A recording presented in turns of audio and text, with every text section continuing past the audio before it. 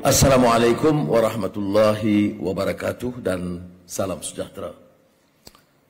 Menteri-menteri yang dimuliakan Tan Sri Tugu Taufik dan rakan-rakan dari Petronas, Sri Bakar, Tan Sri Hasan, tetamu-tamu kita, Susah Agung OPEC, Haidar Makais, ada juga pengurusi Aramco,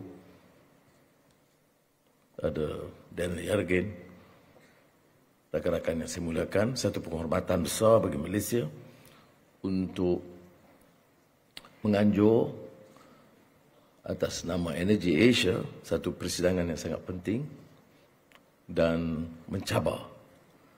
Dan saya oleh demikian mengalu-alukan kehadiran semua kerana kita harus mengemukakan satu pendekatan baru, mempertahankan keperluan perubahan dalam penggunaan tenaga tetapi menjamin kelangsungan ekonomi negara yang disentuh sebentar tadi. Excellencies, ladies and gentlemen, let me begin by sharing with you a small chat I had with his more pronounced personalities with impeccable credentials, the Haidam of OPEC and Amin of Aramco, Daniel and Patrick, and of course Taufik and the rest. The consensus was that we need the transition, but the transition must be determined by all and subjected to the rigors of the industry requirements of each country. It must not be dictated by any group of countries. So I'm particularly impressed by the suggestion by Excellency Amin of Aramco, Amin Nasser, that we in Asia must also take a more proactive position and inclusive, as you suggested, to allow for voices of conscience in Asia. The need to change, yes. The need for transition, of course. But also the need to survive, to ensure that our present policies, alleviating poverty and providing quality education, health and basic infrastructure is not, will be necessarily frustrated because of the dictate of others that do not place adequate consideration to what we have to face. So I think that small session that we had, to me, is extremely meaningful. Today, as we know, 75% of the energy consumed in Asia comes from hydrocarbons, and by 2030, Asia's demand for energy is projected to double. The challenge is, how do we meet that demand in a way that balances energy security, affordability, and sustainability? While some countries are preparing the transition to cleaner forms of energy, others are struggling with access to complete electrification, clean cooking oil, energy security, and of course, I've alluded to the issue of education, health, and basic infrastructure. Affordability remains a key concern, particularly for parts of developing Asia, where people are not looking too far into the future, but might simply be struggling to pay the bill for the next week or put food on the table. Taufik was referring to the next month. I'm referring to the following day and next week. Countries in Asia are not climate deniers, and indeed Asia is showing positive signs of embracing the energy transition, but countries across the region are moving at a different pace. Four of the largest economies in the region, China, South Korea, and India and Japan, have committed, excepting India of course, have committed net zero, achieving net zero by the middle of the century, while India has set ambitious renewable energy targets. In ASEAN, hydrocarbons will continue to be an important part of the energy mix to drive economic growth and development. Despite that, 9 out of 10 countries and in ASEAN have pledged net zero targets at COP26. However, net zero need not be a zero-sum equation. It should not be one of lowering carbon emissions at the expense of economic growth or vice versa, or, for that matter, the survival of these countries. Asia must take every opportunity to further dialogue and actions around how we can responsibly plan to enable every country its right to development and lower carbon aspirations. Within the ASEAN region, to meet its climate goals and achieve decarbonization, electricity interconnection and integration will be crucial to facilitate the sharing of renewable energy resources, encourage investment and promote sustainable development. Malaysia, with its strategic central location, is committed to strengthening interconnection and collaboration with our neighbors for this purpose. Investors and financiers will risk losing out in not turning towards Asia, which is endowed with vast amounts of natural resources, potential renewable energy, and a growing population that is not averse to co-innovation and is increasingly appreciative of green economy. In the light of this, there is a further potential for the region to develop as a player in the net zero value chain, in as much as the rich biodiversity resources and a high percentage of forest cover offer abundant nature-based solutions. In addition to developing hydrogen and CCS opportunities for storing carbon, with the innovation of batteries and electric storage well underway, there is opportunity to develop the rare earth minerals and establish a conducive ecosystem to strengthen supply chain. Developing these resources and potential requires access to financing, technology, and innovation, the right policy framework, and skill sets for the future. Achieving the climate goal for the region will require significant traction in clean energy investment. Yet, developing economies face higher costs of capital for clean energy projects due to the perception of higher macroeconomic risk and the absence of deep capital markets. These are areas where stronger collaboration between the region and the rest of the world, between industries and sectors, is absolutely necessary to realize crucial energy and climate ambitions.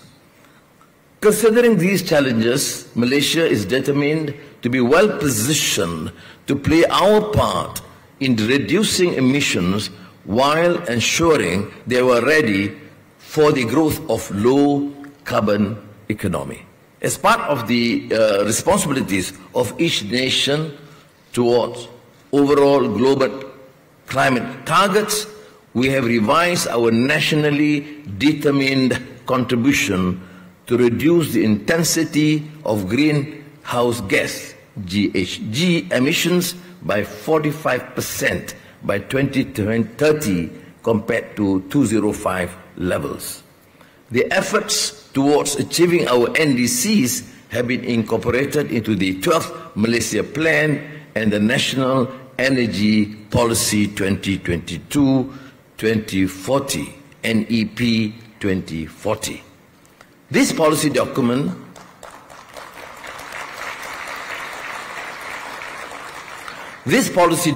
strategically charts the way forward and outlines key priorities for the energy sector in the coming years.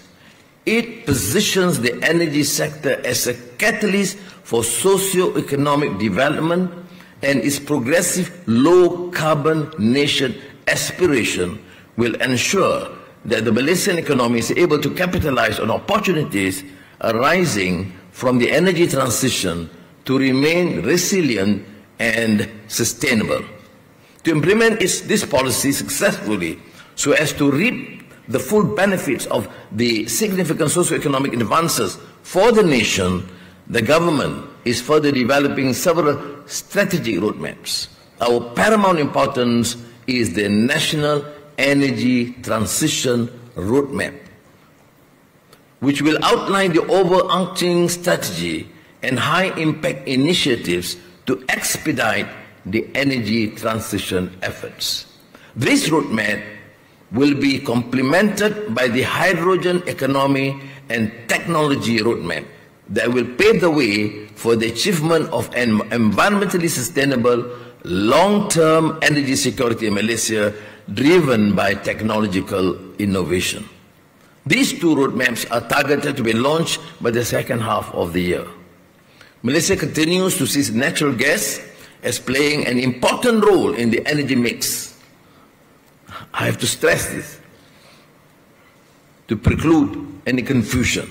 It will remain important in the energy mix and as one of the cleanest burning hydrocarbons to transition towards a lower carbon economy. At the same time, we recognize the importance of managing methane emissions as a highly potent greenhouse gas and have committed to join the Global Methane Pledge to cut emissions by 30% by 2030 compared to 2020 levels. Our existing nature industries are also offer some natural adjacencies to the renewables and the lower carbon economy. As a traditional producer of natural gas and LNG, hydrogen represents a natural next step in the value chain and offers a potential avenue for further economic growth. We are also taking the opportunity to develop the framework and harness the commercial potential of carbon capture and storage, particularly in depleted reservoir offshore Sabah and Sarawak. The Pengerang Integrated Complex in Johor, and thanks to Aramco also, with 300,000 barrels per day of refining capacity and more than 3.3 million tons per annum of petrochemical production capacity, will also position Malaysia to meet growing demand in the region.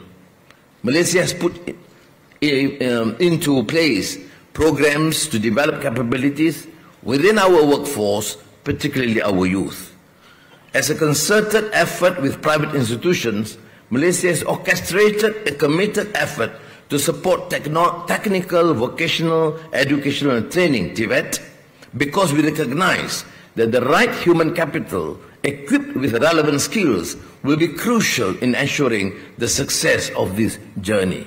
These efforts and initiatives will unlock further potential for the Malaysian economy, opening up opportunities for growth for all, in line with the Malaysia Madani framework, which encompass the 6 core values of sustainability, prosperity, innovation, respect, trust, care, and compassion. And for them, ihsan, amanah, and rahmah.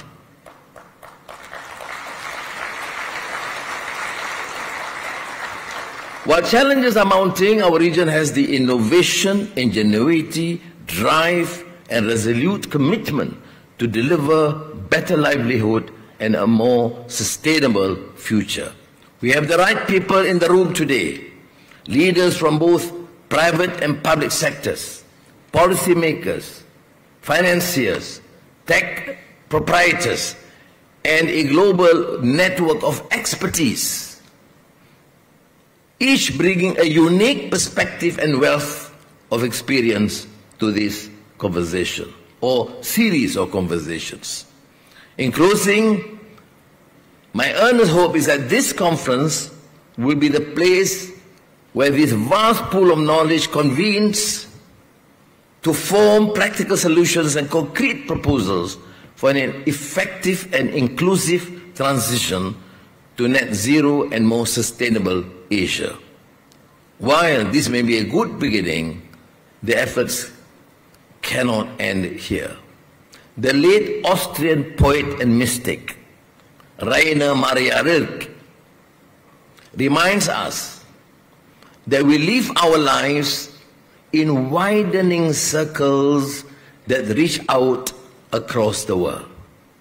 In this vein, I hope to see this conference grow into a multi-year effort that will drive and materialize these continuous efforts for systemic change towards sustainability, not just for the region, but right across the universe. Terima kasih. Thank you, Yang Berhormat Datuk Seri Anwar Ibrahim. We'd like to invite you, sir, to kindly remain on stage, as I would like to also invite Tan Sri Tengku Muhammad Taufik and Dr. Daniel Yergin to kindly join the Right Honourable Prime Minister on stage for the official launch of Energy Asia.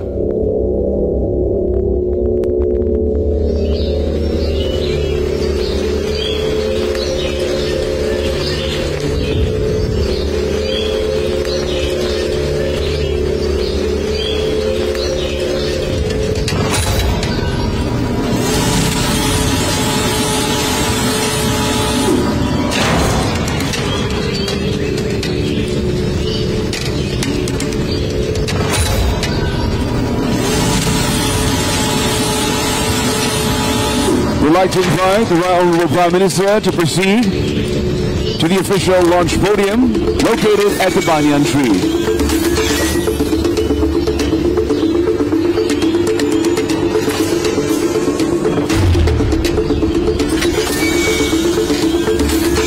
And now, as we count down from 3, we'd like to invite Dr. Sri Anwar Ibrahim to kindly initiate the launch of Energy Asia in 3, 2, 1.